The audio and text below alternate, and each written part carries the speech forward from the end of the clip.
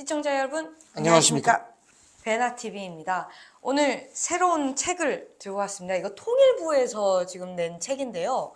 북한 경제사회 실태 인식보고서.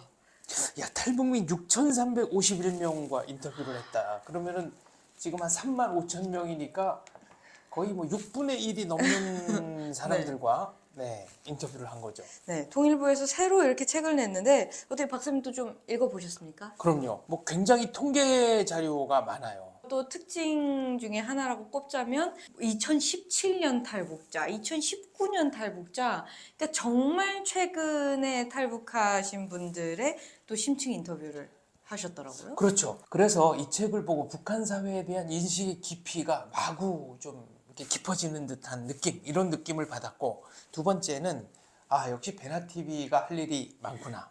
그러니까 이 책, 통계와 숫자가 보여주는 세계를 좀 더 깊이 들어가서 이야기의 세계로 시청자들을 안내하는 것이 우리 베나TV의 의무가 아닐까, 이런 생각이 들었어요. 그러니까 이 책이 뼈대라면 우리는 뭐랄까요, 그 뼈대에 살을 채워주는 방송을 해야 되겠다, 이런 생각을 했습니다.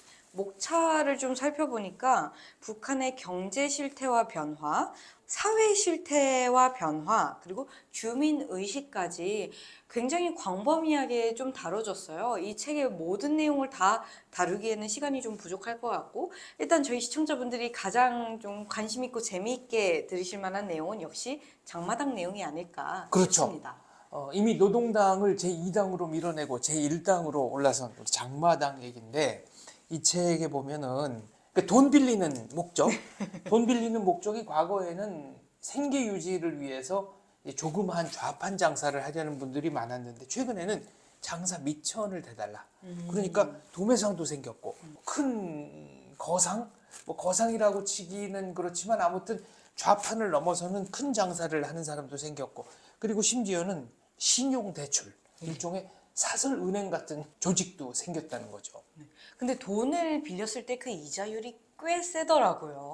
이자율이 이 책에는 몇 %라고 나오죠? 10%부터 네. 높게는 30%까지. 옛날에 대한민국 그 사채 생각하시면 되는 거고, 예. 지금 탈북자들이 보내는 송금은 그 북중 접경지대가 막히면서 수수료가 훨씬 더 올라간 걸로 알고 있습니다. 그래서 이제 붉은 자본가들이 확 늘어났잖아요. 그리고 이 책에 나와 있는 그 휴대전화, 손전화 보급률, 이게 또 의미심장합니다. 이 책을 읽으면서 북한에서의 돈의 흐름이 좀 보인달까? 그러니까 집을 어떻게 사고 파는지, 어떤 집이 비싼지, 시장이 어떻게 돌아가는지 등등 이 돈에 대한 이야기가 나오는 게 굉장히 흥미로웠습니다. 그렇죠. 베나TV를 통해서도 여러 차례 알려드렸지만 집값이 비싼 데가 어디냐? 일단 역전, 그러니까 대기집으로 장사를 할 수 있느냐 없느냐, 그 다음에 원산이나 뭐 신의주나 이런 데는 한국방송이 잡히느냐 안 잡히느냐, 연변방송이 잡히느냐 안 잡히느냐, 또 장마당과 가까워서 창고로 집을 빌려줄 수 있느냐 없느냐, 그러니까 자본주의적인 요소들이 굉장히 들어간 거예요. 그러면은 많은 분들이 남쪽 방송 나오는 게 이게 자본주의와 무슨 상관이 있느냐, 복사물을 제조하기가 상당히 유리한 조건이다라는 말씀 드릴 수 있겠습니다. 특히 이 장마당 세대라고 하죠. 장마당이 활성화되면서 북한에서 제가 생각하기에 가장 큰 변화는 여성들의 위상이 그렇죠. 상당히 높아졌다. 어떤 실질적인 사례들과 그것도 표로 여기 좀 정리가 되어 있는데, 제가 2019년에 탈북하신 분의 이 심층 인터뷰 문구를 살짝 좀 읽어드리겠습니다. 옛날에는 남자들이, 세대주가 이제 배급을 타왔었으니까 남편 중심으로 가정이 돌아갔지만, 지금은 남편들 보고 멍멍개 낯전등이라고 한다. 네. 그러니까 집을 지키는 강아지, 그리고 낮에 키는 전구. 필요 없는 예. 사람. 낮에는 불을 안 켜잖아요. 그래서 낮전등 멍멍개라고 하지요. 라는 말이 있습니다. 그렇죠. 그리고 이제 이 책에는 안 나왔는데 그 새로운 용어들이 있어요. 현대머슴, 무슨 뜻일 것 같습니까? 현대머슴. 남편을 비하하는 발언인가요? 설마? 아니, 이거 상당히 경제적인, 예. 자본주의적인 언어예요. 잘 그전까지 모르겠습니다. 북한에서 존재하지 않았던 직군, 현대머슴, 아르바이트. 아르바이트라는 용어가 북한에서는 현대머슴이에요? 그렇죠. 현대머슴. 굉장히 직관적인 표현이기는 한데. 그렇죠. 네. 그리고 장마당에 단속을 나가면 대든다는 거예요.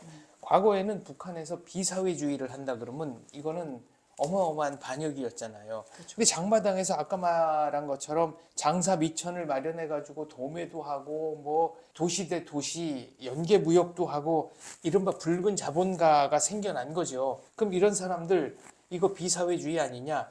당신 뭐 하는 거냐 그러면은 사람이 죽어나가는 판국에 여기 누군가는 살아있어야 사회주의를 지킬 거 아니냐. 그러니까 사회주의를 지키기 위해서 내가 자본주의를 하는 거지. 자본주의로 가자고 자본주의를 하는 게 아니지 않느냐. 이런 식으로 대든다는 거죠. 그러니까 이 책의 뼈대를 가지고 저희가 이제 살을 좀 붙이면 굉장히 의미 있는 그 북한 사람들의 마음의 지도를 그릴 수 있지 않을까 하는 생각을 합니다. 네. 이 돈의 흐름뿐만 아니라 인식 변화까지 다루고 있기 때문에 굉장히 좀 흥미롭게 저도 읽었고요. 특히 이 장마당 세대에서 여성의 위상이 높아지면서 또 큰 변화가 이혼율 을 그렇죠. 다룬 챕터가 저는 굉장히 흥미로웠습니다. 사실 탈북자분들과 직접 인터뷰를 할 때 아무래도 아직 보수적으로 생각하는 면이 있고 특히나 탈북 여성분들은 이혼에 대한 얘기를 이렇게 쉽게 방송에서 터놓고 하지는 않거든요. 대한민국도 70년대, 80년대까지는 이혼했다는 얘기를 어디 가서 할 수가 없었어요. 그거는 정말 개인적으로 무슨 하자가 있는 사람들이 어쩔 수 없이 한다는 식의 사회적인 부정적 인식이 만연했기 때문에 지금과는 또 분위기가 달랐는데 북한은 훨씬 심하죠. 이혼했다 그러면 일단 상당히 문제가 있는 사람이라는 인식이 딱 생겨버리니까 그런 말을 꺼낼 수조차 없었는데 지금은 많이 달라졌다는 거죠. 일단 그 이혼율 자체가 높아지지는 않았어요. 표를 봤을 때 높아지진 않았는데 제가 흥미로웠던 부분은 이혼의 이유였습니다. 네. 2001년에서 2005년 그러니까 고난의 행군 직후의 이유에서는 경제적 이유가 무려 40%입니다. 그런데 흥미로운 것은 2016년에서 2020년 이혼 이유에서 경제적 이유는 11%까지 떨어지고요. 성격 차이가 무려 30%입니다. 이게 여권 성격 신장. 차이. 네. 예. 그러니까 이제는 북한에서도 여성들이 참지 않는다라는 거죠. 이설주도 더 이상 참으면 안 될 것 같은데. 성격 차이가 제일 심한 부분은 북한에서 제가 볼 때는 김정은 이설주 같거든요. 그래서 그 김정은 얘기가 나왔으니 하는 말인데 역시나 2019년도에 탈북하신 분의 인터뷰 내용에 따르면 김정은이 들어선 다음에 딱 한 번 이벤트 같은 거를 했대요. 그래서 어떤 이벤트냐 읽어보니 몇 페이지에 나온 내용이죠? 218페이지. 네, 218페이지입니다. 이혼하고 싶은 사람들을 배려해서 이혼하고 싶은 사람들 다 와라. 줄이 어마어마하게 길었다는 거예요. 다 비슷비슷한 시기에 전국적으로 시행을 했는데 한 번 그렇게 이혼은 하고 싶은 사람 다 이혼시키고 그 다음에 지방에 있는 이혼 재판소를 다 없애버렸다.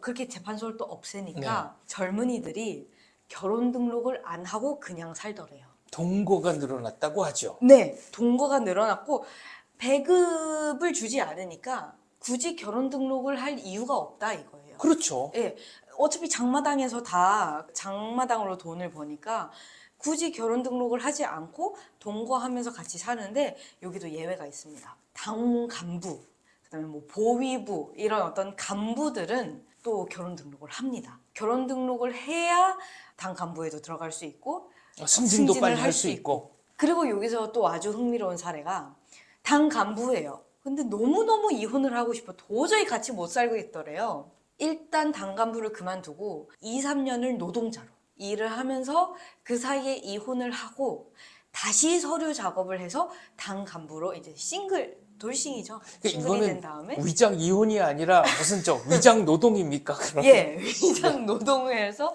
이혼 후에 다시 서류 작업을 해서 당 간부가 된 사례도 있더라. 뭐 아주 흔한 사례는 아닙니다만 그런 사례들도 아름아름 일어나더라. 이 통일부에서 낸 책이니까 믿을 만한 자료인 거겠죠. 그럼요. 100% 예. 신뢰할 수 있는 자료들이죠. 예, 그래서 이 북한에서도 이 정도면 어마어마한 변화 아닙니까? 어마어마한 변화죠. 여권 신장, 그리고 여권 신장은 근본적 사회 변화를 가져옵니다. 그 변화의 방향이 어느 쪽일지가 아주 흥미진진한 거죠. 그래서 이 장마당과 그 돈의 흐름뿐만 아니라 이것이 이제 북한 주민들의 인식 변화와 이 여성 인권에까지 이렇게 영향을 끼치는구나 그렇죠. 싶었습니다. 돈의 흐름뿐 아니라 정보의 흐름, 문화의 흐름, 이게 또 상당히 중요한 겁니다. 아마 한류가 전 세계에서 가장 성행하는 데가 북한일 거예요. 네, 한류의 선진국. 이 한류에 대한 이야기도 책에서 역시나 다뤘는데요. 232쪽을 보시면 외국 영상물, 여기서 외국 영상물이라는 건 한국 드라마뿐만 아니라 뭐 미국 드라마, 중국 드라마, 중국 드라마는 보다가 걸려도 어떻게 빠져나갈 수 있어요. 그럼요. 그리고 진짜 특이하게 인도 드라마를 그렇게 많이 본다는 네. 이야기가 있었습니다. 아무튼 이 외국 영상물 시청이 2001년에서 2005년 이후로 급격하게 늘어났습니다. 네.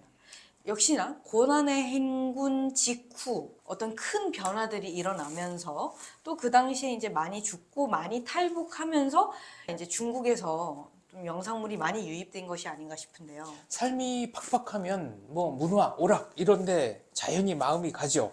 그리고 탈북자들이 늘어나면서 정보 유통량 자체가 늘어난 겁니다. 또 노트텔이라든가 USB라든가 CD 알판 같이 과거와는 다르게 이 VHS 테이프에 비하면 벌써 얼마나 편리해진 거예요. 네, 요만한 뭐 USB, 유심은 더 작잖아요. 그렇죠. 그리고 이게 이 한류 드라마라는 게 중독성이 강해서 한 번 보면 빠져나올 수가 없어요. 요새는 북한에서 가장 히트한 사랑의 불시착 네. 같은 경우는 여기서 본편이 방송되면 다음날 북한에서 그 회차가 들어가서 아주 유행을 했다는 거죠. 그리고 여기 사실 중국 영화나 드라마가 가장 큰 비중을 차지하긴 하는데 제가 탈북자분들과 인터뷰했었을 때 당시에는 중국 드라마인 줄 알고 봤는데 대한민국에 오니까 알고 보니 그게 한국 드라마더라. 그렇죠. 보고 나서는 연변 드라마였다. 예. 뭐 이렇게 변명을 하기도 하고. 그렇기 때문에 여기서 이 중국 드라마 비중에서도 어느 정도 한국 드라마가 있다고 생각해요, 저는. 그렇죠. 그리고 중요한 거는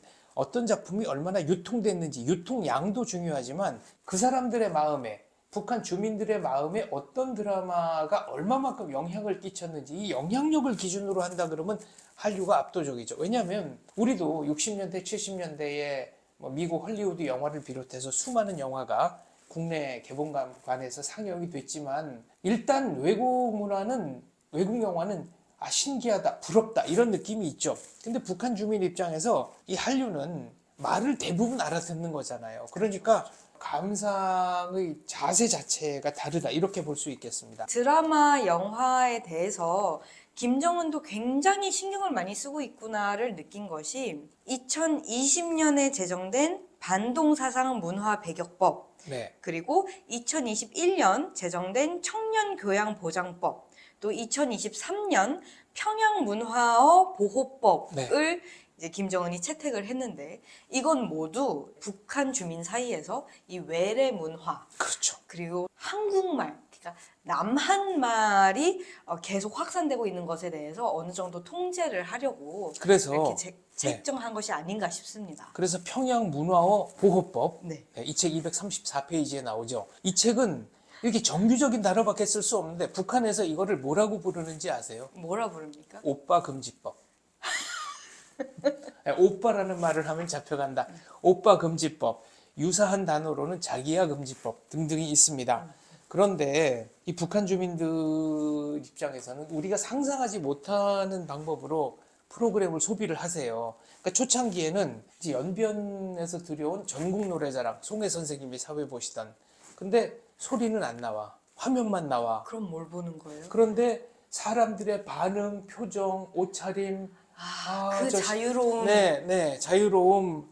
아니 저게 일반인들 같은데 어떻게 저러고 노나.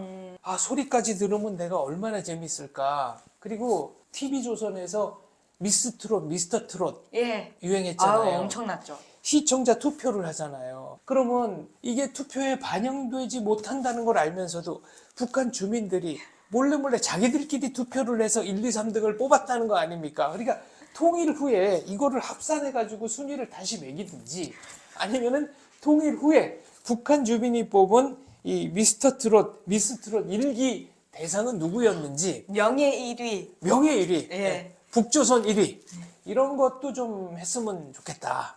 사실 통일 후에 이 남북한을 하나로 만들기 위해서 가장 좋은 방법은 역시 문화와 스포츠와의 예술 아닌가. 그렇죠. 그래서 스포츠 관련해서는 제가 나름대로 준비를 좀 하고 있습니다. 예. 그리고 뭐 문화, 뭐 예술 이거는 더 말할 필요도 없는 거고요. 사실 제가 이렇게 그 부모님이신 박사님 앞에서 이야기하기 살짝 부끄러운 이야기일 수도 있는데 이 녹화물 관련된 인터뷰에 2005년부터 노트북으로 녹화물을 봤는데 자기가 결국 새벽 1시에 단속을 당했다는 겁니다. 네. 근데 단속을 당해서 봤더니 자기들끼리 그걸 돌려보고 있었다는 거예요. 네. 그래서 자기가 사실은 그 녹화 수많은 드라마 사이에 성 녹화물도 한두 개 있었는데 네. 아마 그걸 본 게 아닌가 싶다. 그러니까 이게 한국 드라마도 드라마지만 이 성 녹화물에 대한 북한 청년들의 어마무시한 그 관심이 그렇죠. 근데 그거는 북한에서 극도로 단속하는 드라마예요. 실제로는 북한에도 뭐 그런 이런저런 부화 사건, 이른바 이제 간통이 부화 사건인데 그런 게 많은데 항의를 하면은 실제로 부화 사건을 일으키는 거하고 남조선 이 황색물 드는 거하고는 다른 문제라고 강변한다는 거 아니겠어요? 근데 북에서도 뭐 볼 거 안 볼 거 이미 다 보고 있어요. 아무튼 이런 인터뷰까지 네. 있었습니다. 그리고 이제 이 책에서는 거기까지는 안 나갔지만은 북한에서 절대로 용서받지 못하는 녹화물들이 몇 개가 있는데 예를 들면 공동경비구역 JSA 네. 여기에 김일성 추상화의 피가 튀기는 장면이 있고 그다음에 이제 KBS 드라마였던 진달래꽃 필 때까지 여기는 김적 1회 사생활 이런 것들이 적나라하게 나오거든요. 그러니까 그런 것들 몇 개 절대 금지 품목이 있습니다. 예. 그래서 이 다소 이 제목은 좀 딱딱하나 내용 자체를 읽었을 때는 굉장히 좀 재미있고 흥미로운 부분들이 많았습니다. 결국은 이 책은 뼈대고 여태까지 베나TV가 해왔던 작업이 살을 붙이는 건데 지금 저희가 2페이지 가지고 대충 얘기했는데 벌써 한 20분 됐네요. 네. 한 두 목차 정도를 다뤄봤고요. 저는 한 페이지 갖고 1시간 할 수 있습니다.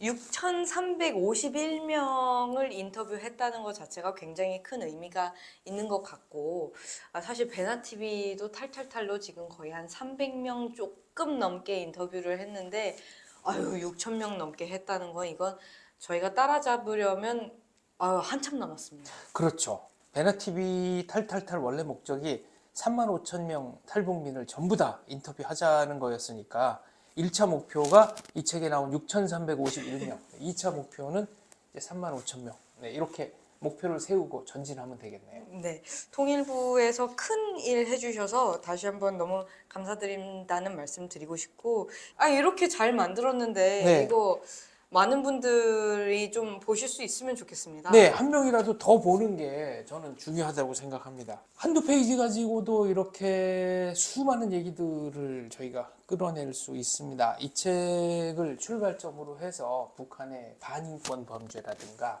예를 들면 뭐 장마당 공개 총살, 북송 과정에 있어서의 반인권적 작태, 수감 생활 등등에 관한 자료들도 책으로 좀 묶여져 나왔으면 좋겠고요. 북한에 대한 정보와 지식이 늘어나면 늘어날수록 노예 상태에 있는 북한 주민을 해방할 가능성은 점점 더 커집니다. 그런 관점에서 통일부의 분투를 기원합니다. 네, 오늘 여기까지 하겠습니다. 감사합니다. 감사합니다.